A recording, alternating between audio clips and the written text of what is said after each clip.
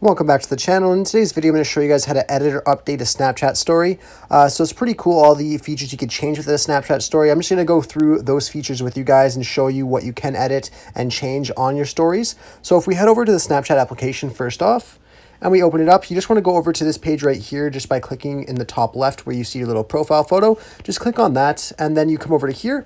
Now, once you go over to your stories area here, you'll notice that it shows your normal story, any private story you had, and any other stories that you create. So all you have to do to start editing and working on your stories is just click on the three dots as at the end of the story.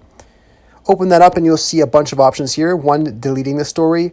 Another one, renaming the story. See the viewers that's allowed to view your story. Add a story and auto-save snaps to memories. So if you want to disable the auto-save snaps to memories so it doesn't save everything you post on here to your memories, just untoggle the toggle at the bottom and that will change that. Now if we go to rename story, you just click on that and you can go ahead and change this to whatever you like. So let's just do test and you can go ahead and save that and then it will rename it to test. Then you go back under the three dots and then you see viewers. So if you want to adjust the viewers that you have on your story right now, you can go ahead and click on see viewers.